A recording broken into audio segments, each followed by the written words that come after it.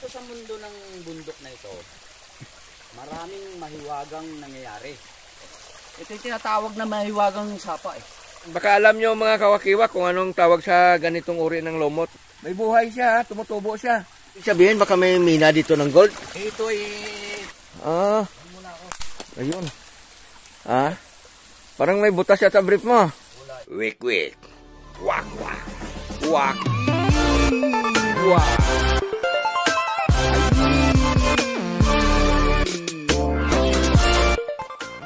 Ato.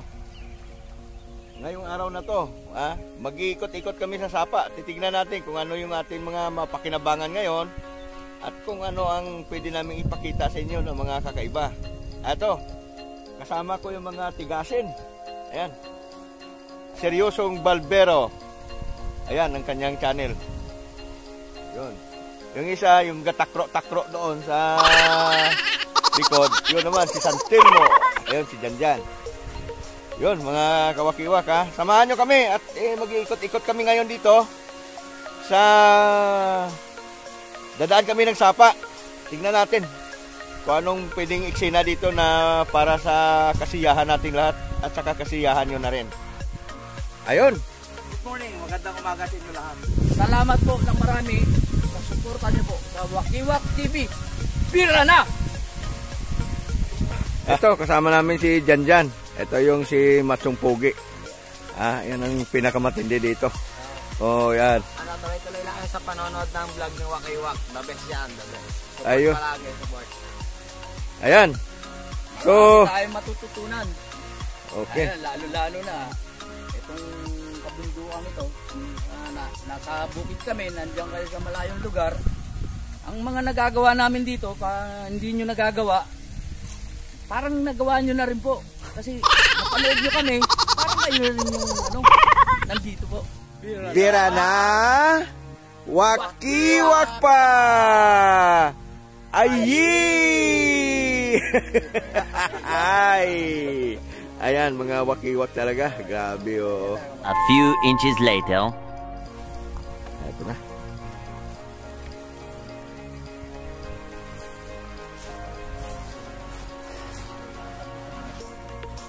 Dadaan tayo sa Kawayang Tulay. Ayan.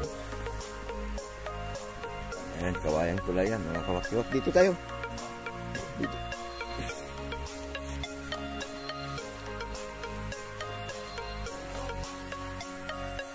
Mong! May mga daga na rin bumidula. Ayan. Kwanto, mga kawakiwak po. Ayan, sapa po yan.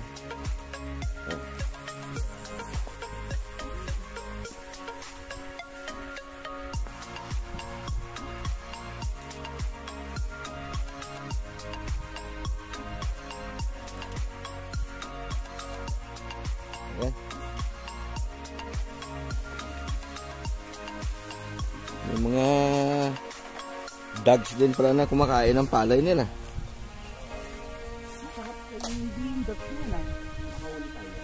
Oo, dami yan dyan pagka nag-ani. O yan.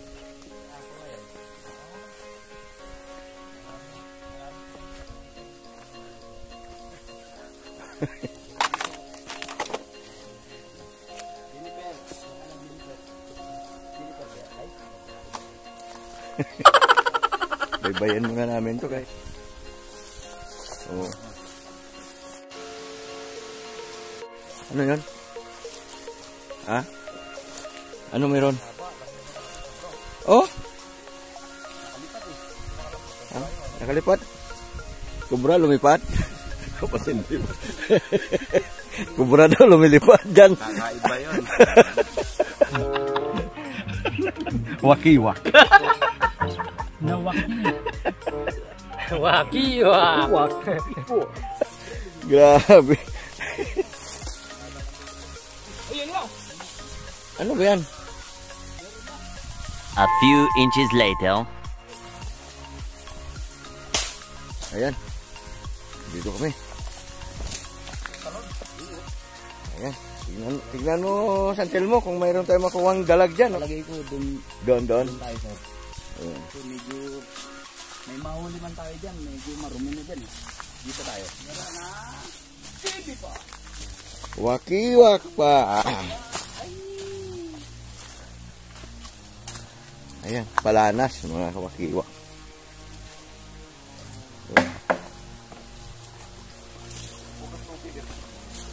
Ha?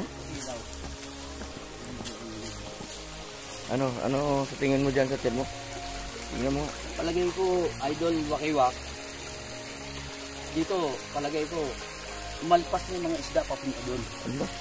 Kasi medyo tinanghali po kami mga idol. Kaya bababa muna kami doon. Oo. Kami ng malalim. Oh. Ayun, sige sa tiyan mo. Ayan, saka may madali pa dyan. Yan, ang dami yan nakukuha. Nakukuha ang lumot. Idol, huwag kayong mawawala ng pag-asa. Oh, bakit? Dito sa mundo ng bundok na ito, maraming mahiwagang nangyayari. Opo. Ay! Last! Hindi! Huwag kang mawawala ng pag-asa. Sa puntong ito mga idol, mga kawakiwak, medyo pupunta kami dito sa pinakamalalim na area ng sapang ito. Ito yung tinatawag na mahiwagang sapa eh. Sa ngayon po, wala. Nothing. Pero, I will not. Hindi ako susuko. Hindi ako susuko. Mga idol ko. Ibig sabihin, may sinila. Hindi ka nagdala ng sinila? Hindi okay lang yun, sir. Hindi natin yan sa akin. Diba? Tayo. Kuboy. Ya. Ala, bira. Idol, tugod. Yumong. Paano yun? Sinila siya, dito pang... Dito pang ano. Ano lang ang tirada dyan? Ha?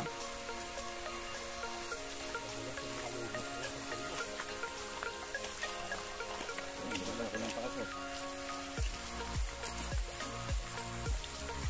Tira na ha. Wakiwak pa.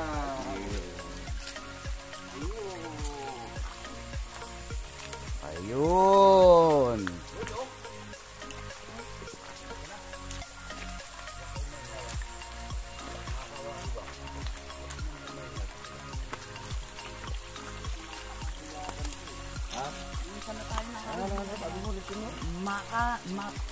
Hiwaga ang sistema ng panghuli natin dito. Ang kaso nga lang, umaga ngayon.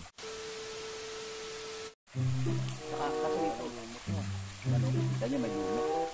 Ibig sabihin, matagal itong hindi na dadating. Itong lumot ay gamot pala ng ano to.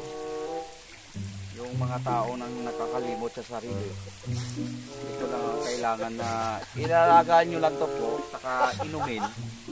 Sigurado ka dyan. Kalamay!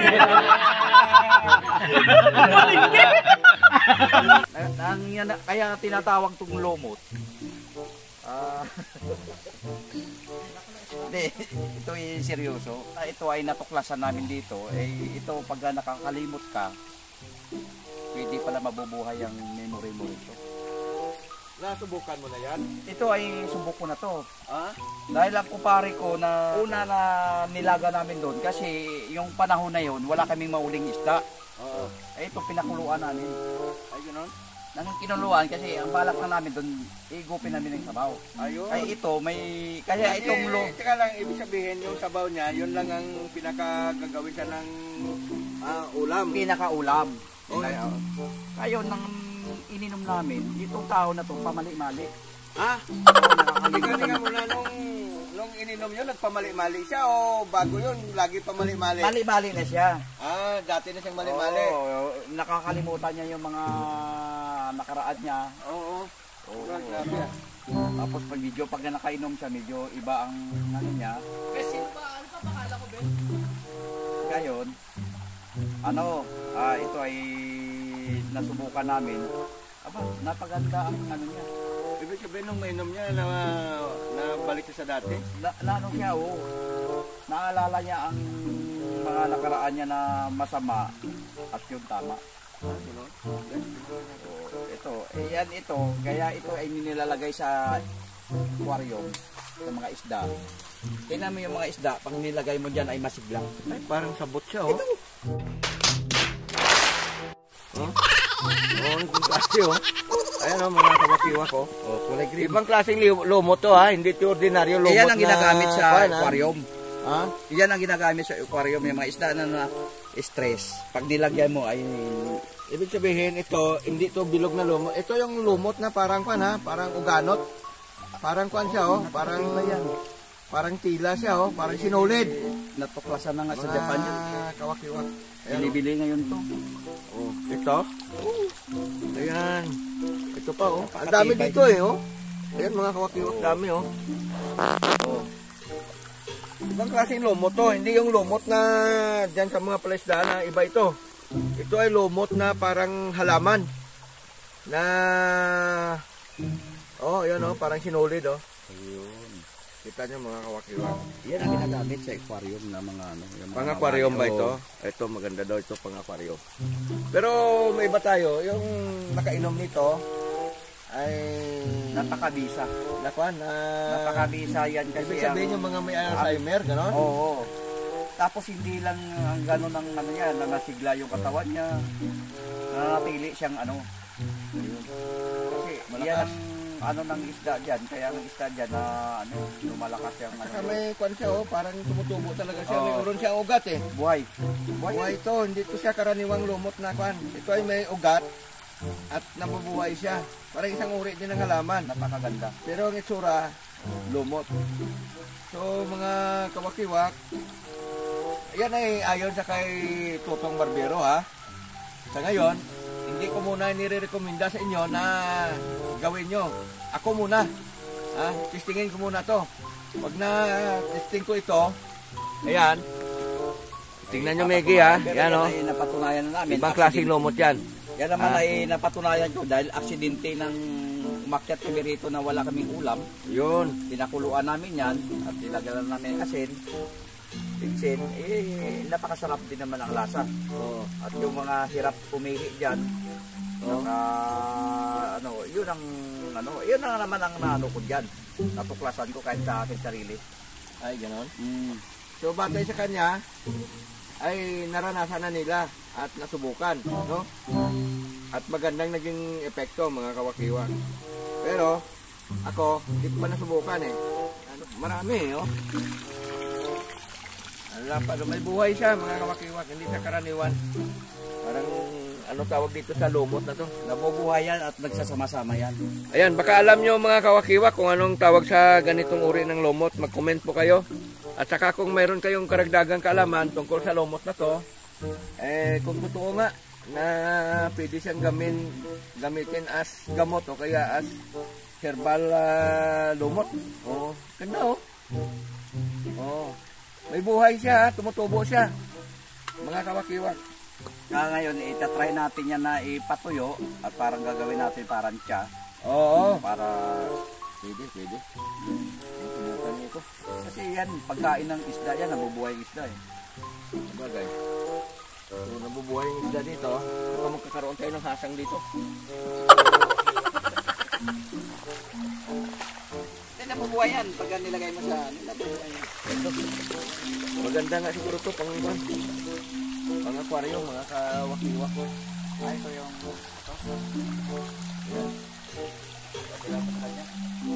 Yun. Pwede na siguro ito, no? Lagay lang muna natin dyan, mga kawakiwak. Yan, ilaan na lang natin. A few inches later. Tali na yan. Ano galing? Ano ko nakita mo?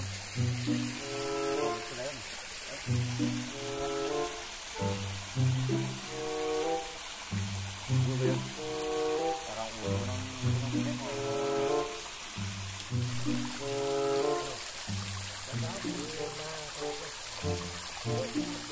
napakagandang to. At galing sa bukal. Ito, yan, mga natural ang tubig dito, mga kawakiwak. Ayan, oh. Galing ito doon sa agap.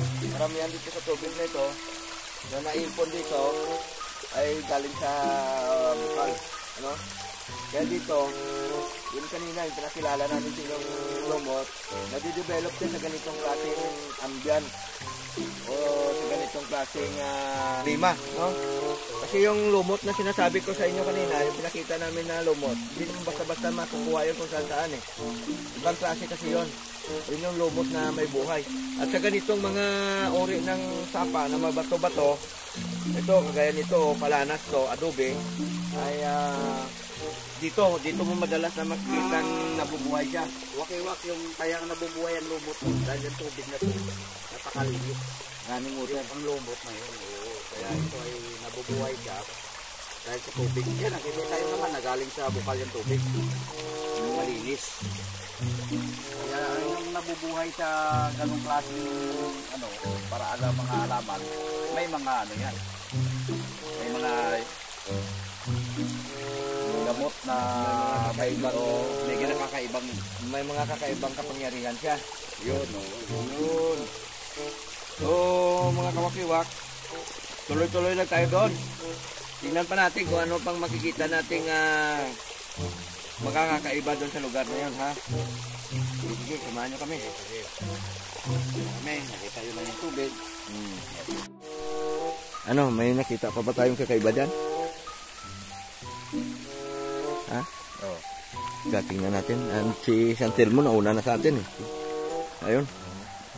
O, ayun siya oh. O, anong balita dyan? Santelmo. Tataka ako, Idol. Ayun, dati napakadaming isda rito eh. Oh. Ngayon, Namaan tayo ng bagyo. Siguro, hindi na nga yung mga isda natin dito. Kasi, alam mo nung unang punta ko dito, oh. umaga pa lang puno na yung basket ko na to eh. Yun. Oo nga, kita ko ngayon, marami kang nadala noon eh. Pero ngayon, Wala oh. Nakakuha ko. Idol, eto. ano yan? Gusto ko nga ibalik kasi para Ay, balik mo na lang kasi masyado maliit eh. naawa ako eh. Babalik ko na lang. Oo, lagay mo dyan. Yun. Eh, nung araw talaga, Idol, yung isda dito, dadamputin mo na lang eh. Oh, Oh, hindi mo na, talagang ano na yun. Eh ngayon, dinaanan tayo ng mga kalamidad, bagyo, nagbuwa ng mga puno. Pero awa na Diyos. Sa ngayon, wala pa tayo nakukuha pero yung mga sunod na mga araw, siguro naman, Idol, meron tayo makukuha. ay ganon. Hindi po, Idol. Ayun. Ayan, matindi rin tama nito si Anselmo. Talaga, malakas ang imagination. Malakas ang imagination niya eh. Bakit kaya kulay pa niyan? Okay, Wak, parang may nakikita ako na meron pala tayong, Ano yan? Meron tayong matuklasan. Yeah, tingnan Na natin. ito ay tinatawag nila na tae ng gold. Ha? Tae ng gold ang ano nito. Ganun ba? Kasi tingnan mo yung mga bato. Oo nga. Mga parang nakakaiba. Malaking bato to mga kawakiwa, kaya no? Mukhang ano siya, mukhang ugis ng buhaya na ano. Ha? O pati ang balat. Ay ganon? Ito sa ilalim to. Oh. Ito ay nasuri ko, parang ito hindi naman siya ano, talagang gold ang dating. Pero ang kagas niya, Ha? ang kagas niya, yung parang pinakalatak niya, ay kulay gold. Gold. No? Ibig sabihin, baka may mina dito ng gold. Eh, ito ay sabi niya, narinig naman yung Noli Vlog. Talagang hindi mawawalan yan. Ha? Pagdating sa mga ganyang sitwasyon. Ay ganon? Hindi mawawalan yan kasi nasa ano tayo? Nasa area tayo ng mga pressure. Ah, Area na to ng tinatawag Ayan, nilang oh. Bulacan. mga kawakiwa. Area ng mga pressure to. Ayun, nakita nyo mga kawakiwa ko, may kagas dito. Ngayon, kayo mga kawakiwa, mag-comment na lang pa kayo. Kasi Kung ano yan, anong klase yan, baka yan ay lumot lang, baka yan ay tina lang, o yun nga, suggest po kayo kung sa bagay, mga kawakiwak, mayroon talagang history ng gold mine dito. Mayroon talagang mina ng mga gold dito. Yung mga binibistay. Katunayan nga, dyan sa mga buha-buhangin na yan. Pag binistay mo yan at matyaga ka lang, may makuha kaya na mga tawag yan, yung mga gold dust. Pero hindi siya masyadong marami, mga kawakiwa. Oo. Ayan o.